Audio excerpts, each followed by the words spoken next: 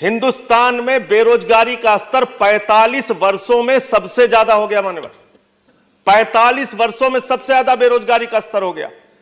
Automobile sector में बेरोजगारी, हर क्षेत्र में बेरोजगारी, और जो क्षेत्र बचे हैं उनको आप बेचने की तैयारी करते हैं। कभी हम लोग सुनते हैं रेलवे का डिसइन्वेस्टमेंट हो रहा है, कभी हम लोग सुन रहे हैं बीपीसीएल का डिसइन्वेस्टमेंट हो रहा है, कभी सुनते हैं कॉनकॉर का डिसइन्वेस्टमेंट हो रहा है, कभी एयरपोर्ट का डिसइन्वेस्टमेंट हो रहा है, कोल का हो रहा है। सब कुछ बेचने के ऊपर आप लगे हुए हैं। 21 पीएसयू जिसका जिक्र अभी राकेश कर रहे थे, उसको आप बेचने पे लगे हुए हैं। तो ये कौन सी नीति है?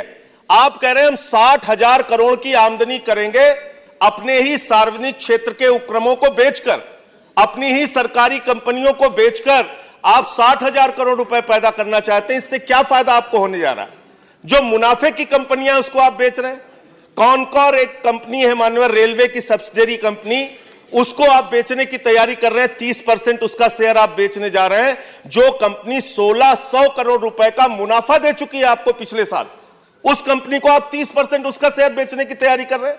45 करोड़ से उस कंपनी की शुरुआत की थी और आज वो कंपनी 8,000 करोड़ का मुनाफा गवर्नमेंट को दे चुकी है। 25,000 करोड़ रुपए की जमीनें उसके पास हैं और आप उस कंपनी को, जो मुनाफे की कंपनी है, उसको बेचने की तैयारी आप कर रहे हैं।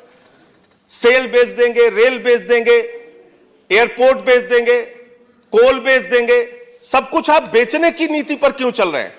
यह एक बहुत दुर्भाग्यपूर्ण पक्ष है जिसकी ओर सरकार को ध्यान देना चाहिए।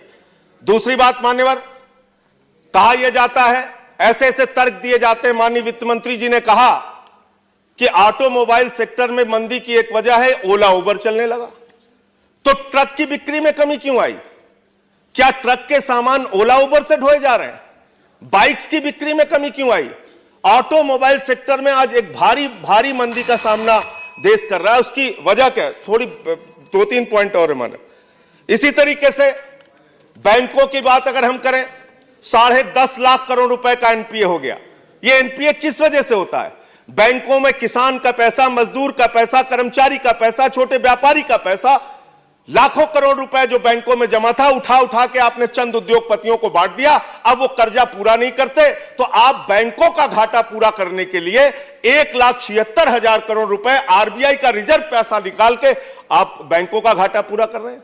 बैंकों की विश्वसनीयता हिंदुस्तान में खत्म होती जा रही है। पीएमसी बैंक घोटाला सामने आया मान्यवर। आज पीएमसी में जो हजारों उपभोक्ता, लाखों उपभोक्ता जिन्होंने अपना पैसा जमा किया था, आज वो दर-दर की ठोकरें खाने के लिए मजबूर हैं, आत्महत्या करने के लिए मजबूर हैं। कौन जिम्मेदार है इसके लिए? इस आर्थिक मंदी के लिए और बैंकों की बर्बादी के लिए जिम्मेदार कौन है? कौन सी नीतियां हैं जो इस देश को पीछे धकेलती जा रही हैं? कंक्लूड।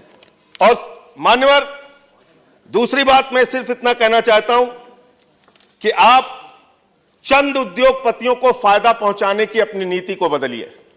इस देश को सिर्फ अडानी और अंबानी के भरोसे आप मत चलाइए। उनके मुनाफे हजारों % बढ़ते जा रहे हैं, उनकी आमदनी, उनकी कंपनी लगातार बढ़ती जा रही है, लेकिन जो छोटे व्यापारी हैं, मझोले व्यापारी हैं, जो सरकारी कंपनियां छोटी छोटी हैं, उनको आप तबाह और बर्बाद करते जा रहे हैं, वो बंद होती जा रही हैं। रुपए की बात अंत में कह के अपनी बात को खत्म करूंगा।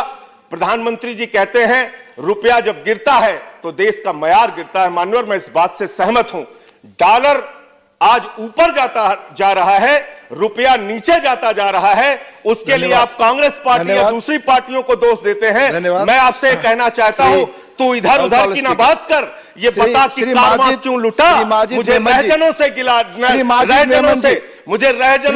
नहीं, तेरी रहबरी पर सवाल है। इन्हीं शब्दों के साथ अपनी बात को खत्म।